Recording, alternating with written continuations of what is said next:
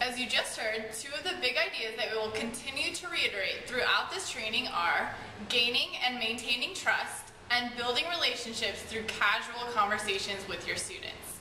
As with any of the positive relationships in your life, effective communication is an important building block for both of these key concepts.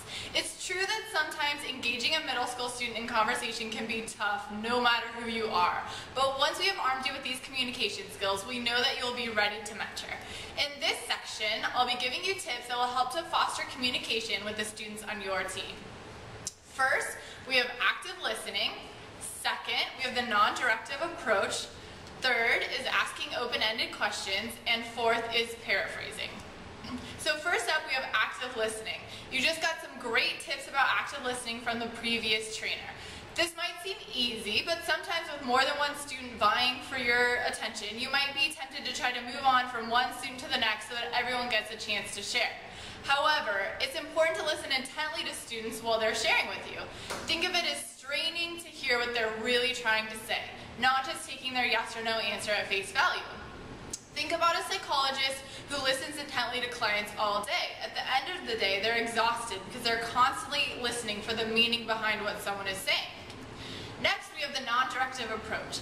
Just like we discussed not being a prescriptive mentor, the non-directive approach means that you want to avoid giving a student a solution to their conflict.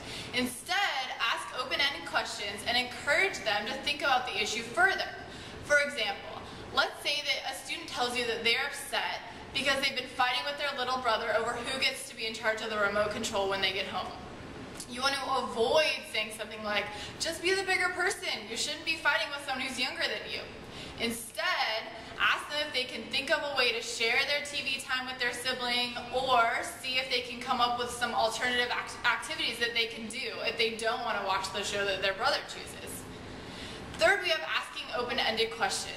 As we talked about earlier, open-ended questions are a great way to keep you from being prescriptive, as well as a strategy to avoid getting stuck with only yes or no answers. There's no perfect question to get that quiet student to share with you, but it's the fact that you keep trying that will strengthen your relationship with your mentees. If you've ever worked in sales, you know that by asking a yes or no question, you risk getting stuck with a no answer. It's much easier to keep the conversation going with those open-ended questions. And finally, we have paraphrasing. This is a universal way to reassure someone that you're actively listening to them. I know that you probably all experienced a time where you've accused someone of not listening to you while you're trying to tell them something, and we don't want our students to feel like that. Responding to students by saying something like, it seems to me what you're saying is this, or just by asking pertinent follow-up questions can let them know that they're truly being heard.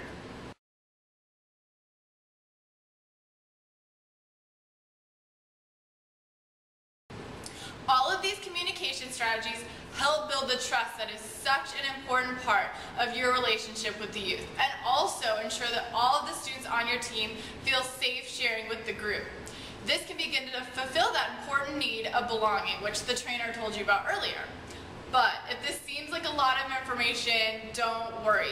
Basically, we just want to give you all the tools that we can. But in the end, all we're really asking for is that you communicate with the students on your team in a positive and genuine way. And as we'll continue to remind you, the best strategy for building relationships is for mentors to have casual conversations.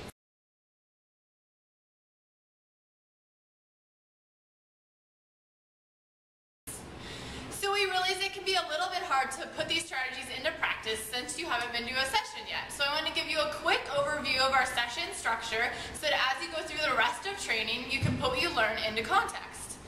So you'll be starting off your session with what's good with you. This is a time when your students get to share with you what's going on in their lives and the positive things that have happened to them since they last saw you. This is a great time to put all of those communication tips that I just gave you in practice, especially active listening.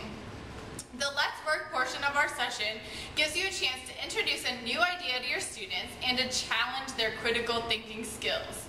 This is a time to really utilize those open-ended questions in order to get your team to think outside of the box. For example, let's say you participated in a team building activity. You can ask your students what they liked or didn't like about working as a group, what they would do differently next time, or what they thought their best asset was as a team member. Let's talk, and the one big thing I learned is a chance to identify and reinforce the key learnings from that session. This is when you can paraphrase what your students tell you about what they feel they learned from your activities and discussions that day.